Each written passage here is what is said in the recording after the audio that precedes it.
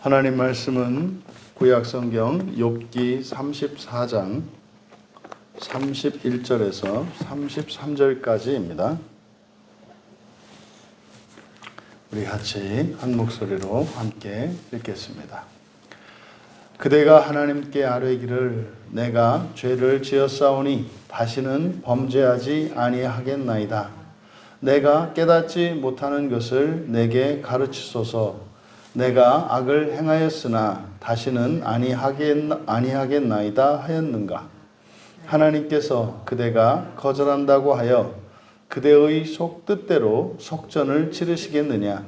그러면 그대가 스스로 택할 것이요 내가 할 것이 아니니 그대는 아는 대로 말하라. 아멘. 고난과 중보자라는 제목으로 말씀의 은혜를 나누고자 합니다. 엘리후는 욥이 아직 깨닫고 있지 못하는 하나님 나라에 대한 그리고 하나님 의에 대한 복음을 전하고 있습니다.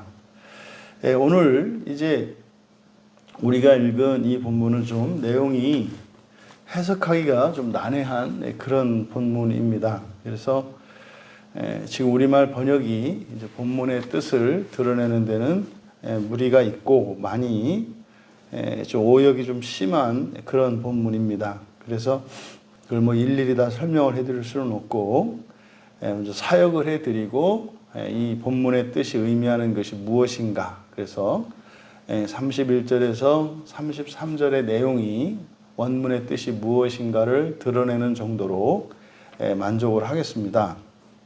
31절을 먼저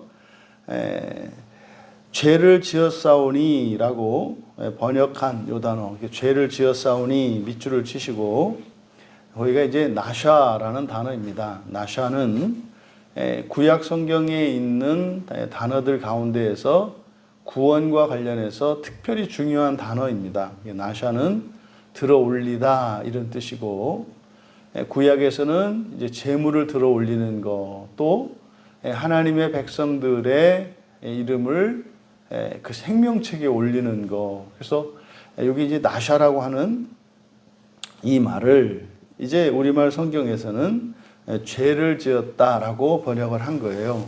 무리가 있는 거죠. 그 다음에 범죄하지 아니하겠나이다. 그래서 이제 범죄하다라고 이제 번역된 이 단어가 하발이라는 말인데, 이 하발은 묶는다라는 뜻입니다. 묶다라는 뜻이에요. 묶다, 결박하다 뭐 이런 뜻인데, 31절을 직역을 하면 이렇게 됩니다. 하나님께 누군가가 내가 들어 올렸으니 묶지 않을 것입니다 라고 말했다면, 하나님께 누군가가 내가 들어 올렸으니 묶지 않을 것입니다 라고 말했다면, 여기서 이제 우리말 성경은 그대가 하나님께 아뢰기를 해서 이제 2인칭인 당신이 말한 것으로 되어 있습니다만, 원문에서는 말한 것이 이제 의문문이기 때문에 의문 대명사입니다. 그래서 누구입니다. 누구. 하나님께 누군가가 이렇게 해서 이제 말한 내용을 써놓은 거예요.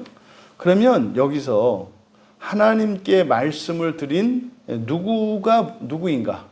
이 누구가 의미하는 게 누굴까?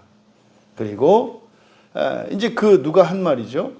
내가 들어 올렸으니 묶지 않을 것입니다. 이 말의 의미가 무엇인가? 이제 이것을 밝히면 되겠는데, 여기서 내가 들어 올렸으니, 그러니까 하나님께 내가 들어 올렸으니 묶지 않을 것입니다 라고 말한 게 누구일까? 이것은 바로 중보자이신 그리스도를 의미하는 겁니다. 그러니까 그리스도에 대한 말씀이죠. 그러니까 지금 이 31절에서 이야기하고자 하는 것은 바로 앞에 30절까지 우리가 하나님께 대해서 원망할 수 없는 이유들에 대해서 이야기했지 않습니까? 여기서 이제 또 하나의 이유를 얘기하는 거예요. 사람이 하나님을 원망할 수 없는 이유. 신자들의 삶 속에 고난이 있을 수 있습니다. 그리고 불행한 일들이 일어날 수 있습니다. 그런데 그것의 영적인 의미가 무엇인지, 또 그런 고난을 허용하시는 그 하나님의 참 뜻이 무엇인지를 지금 31절에서 밝히는 거예요. 그러니까 이것은 바로 그리스도의 중보를 통해서 신자들의 삶 속에서 일어나는 이런 고난의 일들은 선한 것임을 알 수 있다고 이야기를 하는 거예요. 그러니까 사실은 이게 구약의 백성들에게는 사실은 이게 알아듣기가 어려운 내용입니다. 그러니까 여기서 하나님께 이야기한 누군가, 그것은 이제 그리스도를 이야기하는 것이고, 그 내용이 뭐예요? 내가 들어올렸으니 묵지 않을 것입니다. 내가 들어올렸으니 묵지 않을 것입니다. 이게 지금 무슨 말인가 하면, 그리스도의 공로로 말미암아 마치 예수님께서 십자가에서 죽으신 그 죽음은 대속의 죽음이고, 그것은 인류의 죄를 대속한 것이잖아요.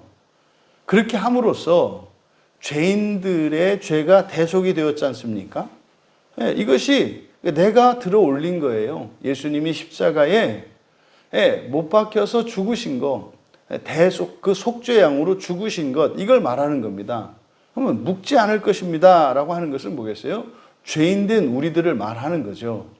그러니까 죄로 말미암아서 영원한 저주와 사망 가운데 있을 수밖에 없던 우리들이 예수 그리스도의 대속으로 풀린 게 됐단 말이죠. 그러니까 지금 31절에 있는 내용은 장차 예수님께서 이 땅에 오셔서 하나님 아버지께 드리는 청원의 기도, 이게 이제 대표적인 게 요한복음 17장에 이러한 내용들이 많이 나오거든요. 근데 그뿐만 아니라 요한복음 6장 39절에서 예수님께서 하나님 아버지께서 예수님을 이 땅에 보내신 뜻이 무엇인지를 밝혀요. 나를 보내신 이의 뜻, 아버지의 뜻이죠. 그러니까 예수 그리스도께서 이 땅에 오신, 하나님이 사람이 되신 그 목적이 무엇인지를 밝히는 구절이 이제 요한복음 6장 39절인데, 내게 주신 자 중에서 내가 하나도 잃어버리지 않고 마지막 날에 다시 살리는 이것이니라 그래요. 마지막 날의 종말입니다. 우리가 구원과 관련해서 그 제한 속죄와 그리고 보편 구원에 대해서 이게 신학적으로 논쟁이 계속되는 것이고, 사실 이것 때문에 뭐 종교개혁 이후에도 뭐 이 구원론 논쟁이 아직도 이게 잠자지 않은 거거든요. 그러니까 지금 6장 39절에서 밝히는 마지막 날에 다시 살린다. 그러니까 단 하나도 잃어버리지 않고 마지막 날에 다 살리는 것이 아버지의 뜻이다. 여기서 바로 하나님의 작정 속에서는 보편 구원이다라고 하는 근거 구절로 쓸 수가 있어요. 그런데 이제 그러죠. 제한 속죄론자들은 아니다. 이 세상 사람들이 마지막 종말에 가더라도 끝까지 구원받지 못하는 사람들이 있다라고 이제 주장하는 사람들은 이 본문을 그렇게 해석을 하죠. 여기 보면은 내게 주신 자라고 하지 않았느냐. 내게 주신 자 중에서 그렇지 않았느냐. 그러면 내게 주신 자라고 했으니까 주시지 않은 자도 있을 수 있지 않냐. 말이 돼요? 말이 안 되죠. 어떻게 여기서 내게 주신 자라고 하는 이 말은 세상에 있는 사람들에서 주신 자와 주시지 않은 자, 이렇게 택함을 받은 자와 택하지 못한, 이걸 구분하는 의미가 아니라 모든 이들에 대한 권세가 누구께? 성자 하나님께, 예수 그리스도께 모든 사람들에 대한 주권이 이양된 것을 말하는 거지. 예수님께 주신 자가 있고 주시지 않은 자가 있다. 그런 의미로 해석해서는 안 되죠. 그런 이야기가 아니죠. 또 요한복음 17장 24절에 아버지여 내게 주신 자도 나 있는 곳에 나와 함께 있어 아버지께서 창세전부터 나를 사랑하심으로 내게 주신 나의 영광을, 이게 하나님의 의죠. 나의 영광을 그들로 보게 하기를 원하옵나이다. 지금 사실 이 요한복음에 있는 말씀들은 예수님이 십자가에서 죽으시기 전이고 승천하시기 전이고, 사람으로서, 참 사람으로서 그리스도의 직분을 감당하던 지상 사역 중에 하신 말씀들이란 말이에요. 근데요, 우리가 이 세상을 살아가는 신자들을 보면 여전히 죄 가운데 있죠. 다 연약하단 말이에요. 다 결핍이 있고, 또 하나님의 말씀이, 또 하나님의 뜻이, 기뻐하시는 뜻이 무엇인 줄 알면서도, 또 그것을 하나님의 뜻을 따라 살고자 하면서도 그렇게 살지 못하는 것이 죄인이란 말이에요. 그런 그들에 대해서 예수님께서 청원하시는 거거든요. 그러니까 그들 중에서 그들이 똑같이 그 완전한 하나님의 의에 이르기를 원합니다 라고 말씀을 한 거죠. 또 바울 사도께서 로마서 8장 18절에서 우리 신자들이 이 세상을 살면서 겪는 고난과 장차 나타날 영광을 대조해서 말을 하거든요. 그러니까 신자들의 고난은 무엇을 위해 있는 거다? 장차 나타날 영광을 위한 것이라는 거예요. 근데 비교할 수 없을 정도로 현재의 고난에 비해서 나타날 영광이 비교할 수 없을 정도로 더 가치가 있고 영광스러운 것이다. 이게 바울 사도께서 로마서 8장 18절에서 하신 말씀이거든요. 그러니까 지금 31절에서 이야기하고자 하는 바가 뭐겠습니까? 하나님께서 중보자이신 그리스도께서 우리의 구원을 중보하시는데 단 한 사람도 잃어버릴 자가 없다는 거예요. 이거를 이제 우리들은 십자가 사건인 것을 알잖아요. 이거를 이제 여기에서는 내가 들어 올렸으니 라고 말씀한 것이고, 묵지 않을 것입니다. 그러니까 단 하나도 죄로 인한 저주와 사망에 묶여있지 않고 자유롭게 해방되고 구원받을 것에 대해서 말하는 거예요. 근데 이거를 이제 가정법으로 말했단 말이에요. 그러니까 하나님께 누군가가 이렇게 말했다면, 그러니까 사실은 아직은 그리스도의 대속에 대한 이 계시가 사실은 분명히 드러나 있지 않단 말이에요. 구약의 백성들이 레위기에 나와 있는 제사법을 통해서 거기에서 그리스도를 보지는 못해요. 구약의 성도들은 단지 그 제물에서 하나의 죄에 대해서 다만 하나의 생명으로, 이 제물의 생명으로 그 죄를 속죄할 수 있다는 것만 알았지, 그것이 장차 하나님이 사람으로 오셔서 영원히 하나님을 만족시키는 제물이 될 것이라는 것은 상상도 못해요. 그래서 엘리후가 바로 그리스도의 대속에 대한 계시를 말하는데, 이것을 이제 가정법으로 이야기를 하는 거죠. 이때는 사실은 그냥 가정이겠습니다만, 우리는 구약에 나타난 예수 그리스도의 십자가 대속에 대한 계시였다는 것을 아는 거죠. 그러면 32절에 내가 깨닫지 못하는 것을 내게 가르치소서, 내가 악을 행하였으니 다시는 아니하겠나이다 하였는가. 여기는 이제 정말로 이제 내용이 완전히 다르게 번역이 되어 있습니다. 먼저 단어 하나가 심각하게 잘못 번역된 것이, 우리말 성경에 가르치소서라고 되어 있는, 밑줄을 치시고 여기가 야라인데, 이 가르치다라는 말이, 가르치다라고 번역된 말이 던지다라는 뜻이에요. 던지다. 그러니까 이것을 이제 우리말 성경에 이제 가르친다고 번역이 되어 있습니다. 근데 이제 그것은 의미상으로 이야기를 그렇게 이제 의역을 한 것이고, 그냥 문자적으로 직역할 필요가 있다. 그러니까 여기에서는 그렇게 하면 안 돼요. 그러니까 던지다라는 의미입니다. 그리고 32절의 맨 앞에 이제 생략된 단어가 있어요. 그러니까 실로 이런 뜻이에요. 실로, 진실로, 실로. 내가 보는 것은 별 문제로 별 문제로 하고. 그러니까 여기 지금 내가 깨닫지 못하는 것을 이렇게 번역되어 있잖아요. 내가 깨닫지 못하는 것을. 요걸 직역하면 내가 보는 것은 별 문제로 하고 나를 던지소서 이렇게 되는 거예요. 내게 가르치소서 이렇게 되어 있는데 나를 던지소서.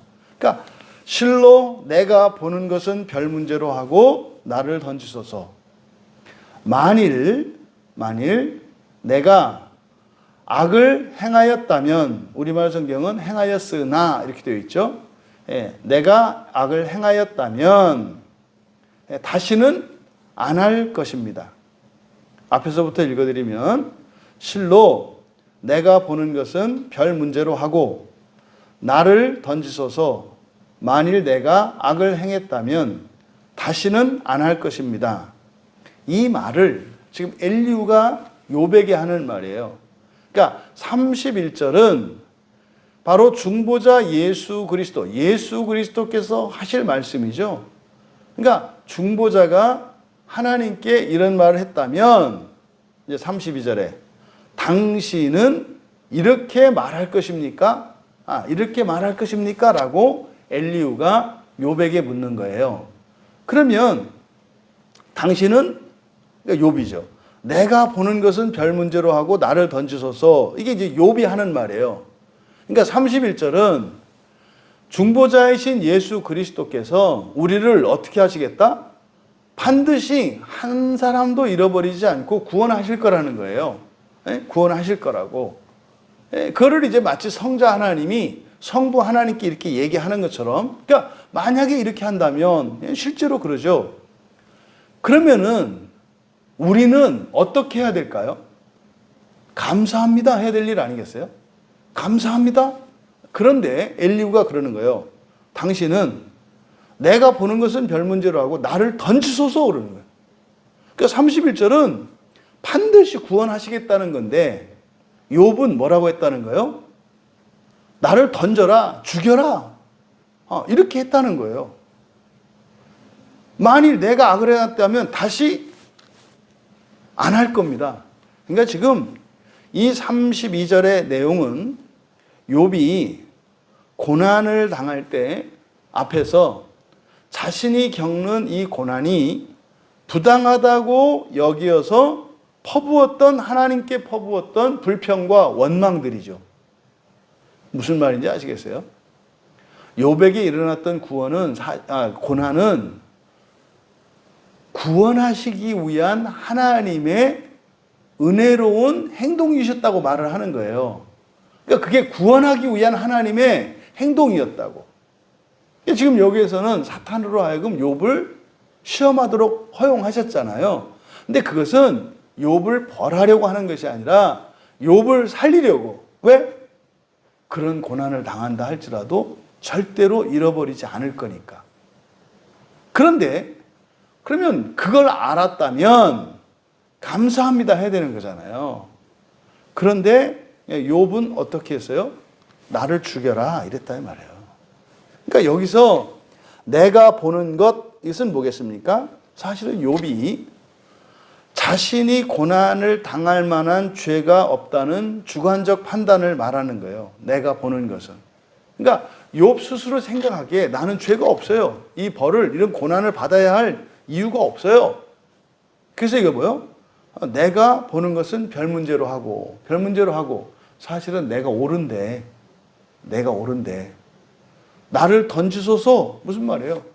당신은 전능자니까, 창조주고 전능자니까 그냥 마음대로 하세요 이 말이에요. 나는 억울하고 내가 이런 벌을 받아야 될 이유는 없는데 이게 내가 보는 것은 별 문제로 하고 라는 말이에요. 나를 던지소서. 어차피 당신 뜻대로 될 거고 당신 마음대로 할 거니까 그냥 마음대로 하세요. 나를 죽이세요. 나의 삶에 이런 고난을 주시고 나를 지옥에 던지세요. 이거는 하나님에 대한 신성모독적인 발언이죠. 또 이어서 만일 내가 악을 행했다면 다시는 안 할 것입니다. 이거는요, 무슨 욥이 자신의 자신의 뭐 이렇게 죄를 깨닫고 이런 얘기가 아니고요. 사실은요, 만일 내가 악을 행했다면, 행했어요? 안 행했어요? 안 행한 거예요. 행하지 않은 거예요. 근데요, 하나님이 막 죽이려고 하니까 나는 죽을 짓을 안 했는데 하나님이 날 죽이려고 그래. 자식들도 막 죽여. 집도 다 망했어. 병 들어서 내 몸도 살도 막 다 썩어가. 그러는 거죠. 잘못한 거 없어요. 그런데 하나님이 그렇게 하는데 어쩔 수 없잖아요. 그러니까요, 자기에게는 일체의 범죄 가능성도 인정하지 않는 거예요. 그러니까 지금 이거는 역설적으로 자신이 옳다고 하는 것을 주장하는 얘기예요. 내가 만일 악을 범했다면 다시는 안 할 겁니다. 그래요. 당신이 이렇게 하니까 내가 뭐 혹시라도 뭐 이렇게 악을 저질렀다면 안 하겠네요. 이거는 지금 역설적으로 내가 죄가 없는데도 당신이 내 죄를 고쳐서, 내가 범죄한 것을 고쳐서 나를 범죄하지 못하게 하도록 하겠다는 건데, 사실은 나 원래 범죄하지 않은 사람이거든요. 누명을 쓴 거거든요. 이 말이다, 이 말이에요. 그러니까 욥은 하나님이 잘못했죠. 욥의 판단으로는. 근데요, 과연 그렇게 해서 바로 잡을 수 있겠냐고 빈정거리는 거예요. 왜? 이미 하나님의 판단이 잘못됐으니까. 내가 고난당해야 할 이유가 없는데 나에게 고난을 주심으로써 마치 하나님이 내가 무슨 고난을 당해서 회개해야 될 것 같은 이유가 있는 것처럼 하시는데 사실 난 없다는 거예요. 그러니까 뭐 내 생각은 뭐 그냥 별 문제로 하고 마음대로 하세요. 그래요. 이렇게 하면 그래요. 회개하고 다시는 악을 행하지 않겠네요. 그죠, 하나님? 이게 지금 32절은 굉장히 도발적인, 이게 사실 앞에서 욥이 했던 얘기죠. 여러분, 근데 이런 일을 우리가 우리의 죄성을 인정하지 않으면, 우리의 범죄 가능성, 우리가 완전한 존재가 아니라는 것을 인정하지 않으면 일상 속에서 내가 원하지 않았던 불행한 일들, 또 고통스러운 일들, 이러한 것들을 겪을 때 나의 이런 죄성을, 절대적인 부패성과 이 죄성을, 전적인 타락을 인정하지 않으면 지금 욥이 과거에 했던 이런 일들을 우리도 범할 수 있는 거예요. 그러니까요, 뭐 죽을 수는 없으니까 살아야 되잖아요. 또 하나님이 뭐 마음을 먹고 하는데 어떻게 하겠어요? 마음대로 하세요. 그래요. 이렇게 해서 정말로 하나님의 공의가 잘도 이루어지겠네요. 지금 과거에 욥이 했던 이야기들을 바로 엘리후가 꾸짖고 있는 겁니까?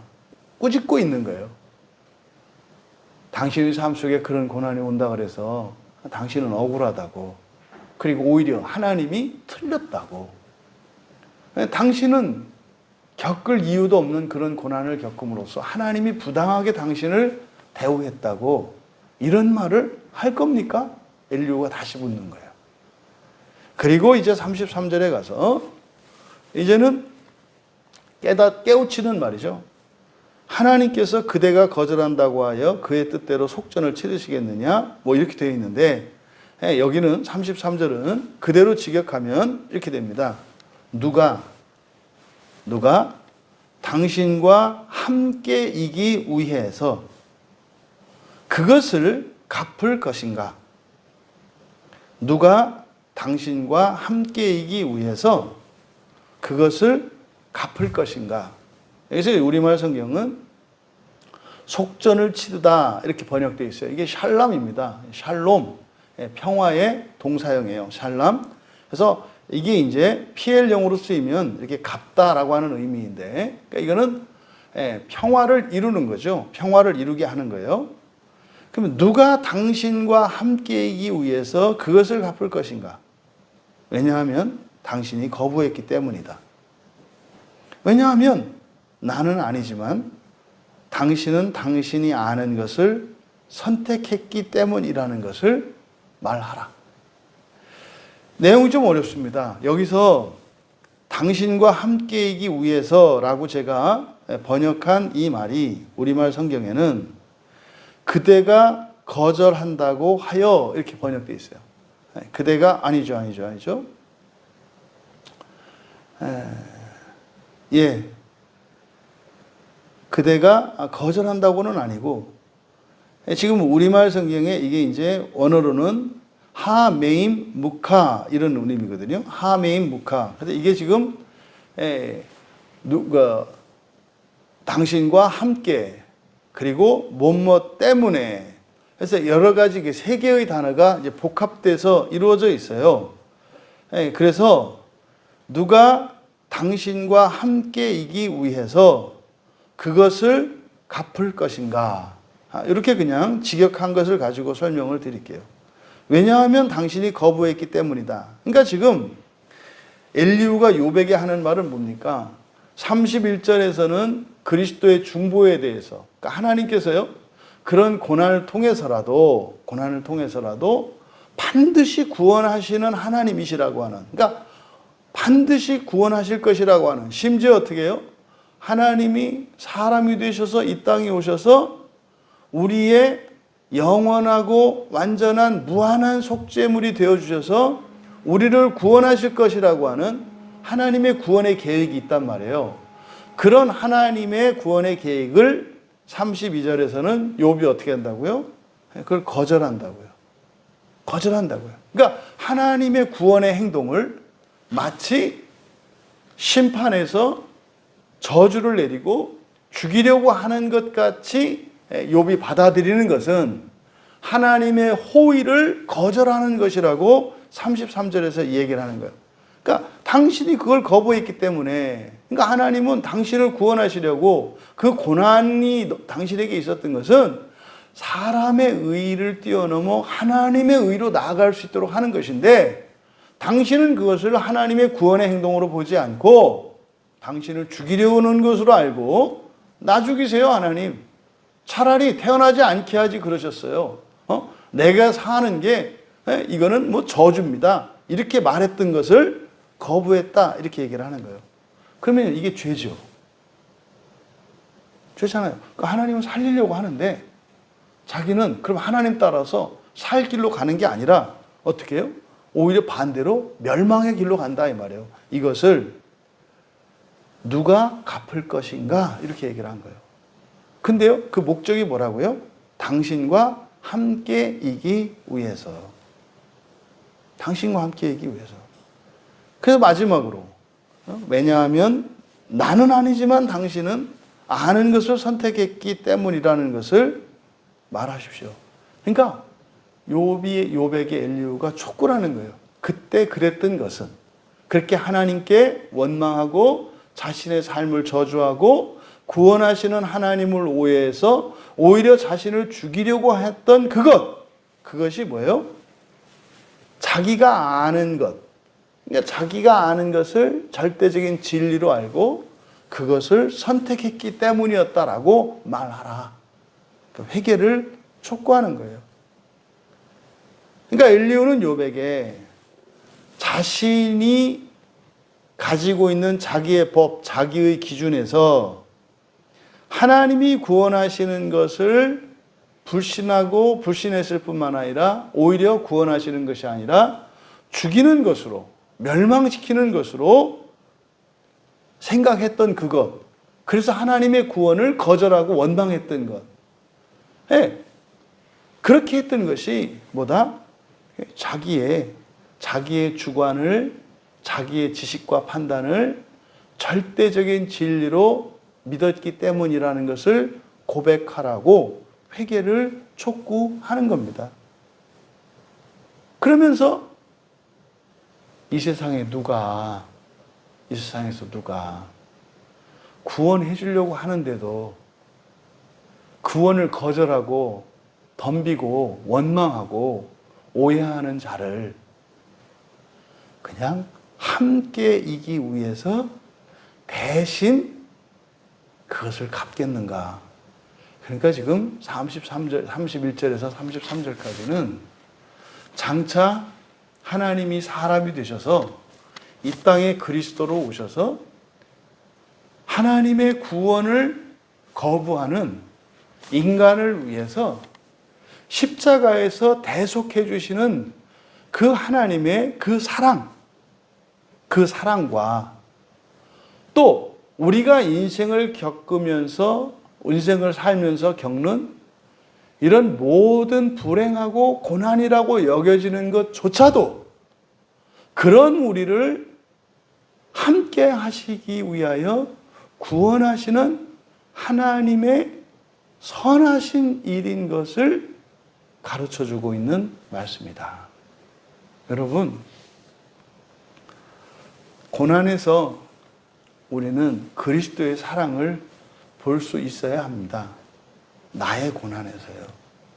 나의 불행에서 하나님의 사랑을 봐야 합니다. 무슨 말입니까? 이렇게 해서라도 반드시 나를 버리지 않고 구원하시려고 하는 하나님의 구원의 행동이라는 것. 근데요, 이런 고난과 이런 것이 어디서 나와요? 하나님에 대한 불신과 하나님에 대한 오해와 하나님에 대한 원망에서 사실은 이런 고난들이 만들어져요. 그러면은요, 하나님이 구원하려고 손을 내미셨는데 그 손을 핥히는 자, 물을 물어뜯는 자, 누가 그 사람을 구원해요? 근데요, 하나님은 하신다는 거예요. 하나님은 하신다는 거예요. 절대로 버리지 않고 끝까지 구원하신다는 거예요. 그래서 엘리후는 당신이 과거에 하나님께 퍼부었던 온갖 신성모독적인 발언과 원망과 그것은 당신이 몰라서, 당신이 몰라서, 당신이 가지고 있는 그 기준이 절대적인 것으로 착각하고 오해했기 때문이라고 하는 것을 고백을 하십시오. 하나님, 그때 제가 그랬던 것은 몰라서 그랬습니다. 몰라서 그랬습니다.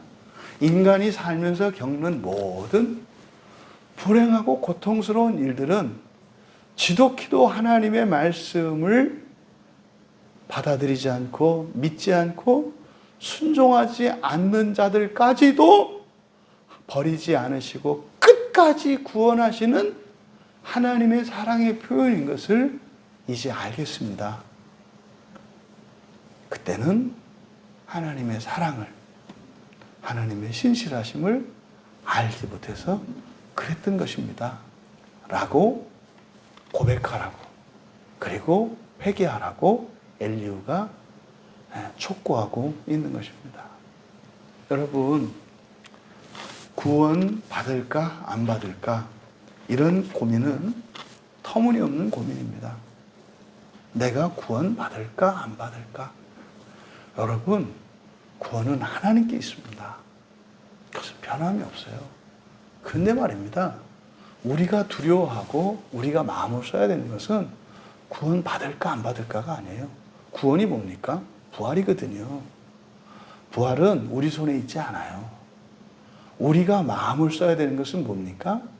하나님의 말씀에 순종함으로 복된 길을 따라서 구원에 이르는 거예요. 불순종으로 인해서 저주와 사망의 길을 걷지 않는 것, 우리가 마음을 쏟아야 하는 것은 그것입니다.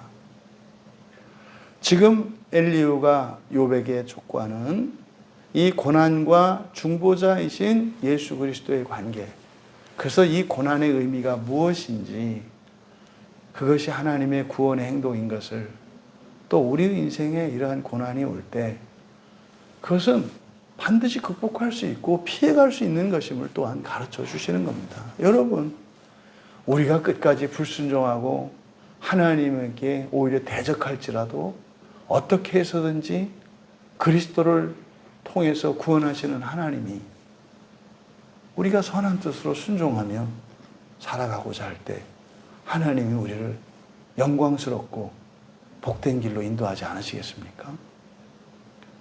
여러분, 우리 안에 가지고 있는 구원에 대한 잘못된 이런 두려움과 불안감, 이것은 옳지 않습니다. 그리스도께서도 나를 위하여 죽기까지 순종하셨다면 그것은 우리의 복된 구원을 위해서 길을 내어주신 것이죠. 그리스도의 길을 따라 하나님이 기뻐하시는 복된 구원을 누리시는 우리 모두 되시기를 주님의 이름으로 축원합니다. 존귀하신 하나님, 우리가 이 세상을 사는 동안 아프고 힘들고 슬프고 고통스러운 일이 생길 때면 그것은 너무나 불행한 일이라고, 또 하나님이 우리를 버리신 것이라고, 우리에게 구원이 위협받고 있다고 하는 이런 생각들은 얼마나 이것이 부당하며 언어도단인 것인지 엘리후를 통해서 가르쳐 주신 하나님께 감사합니다.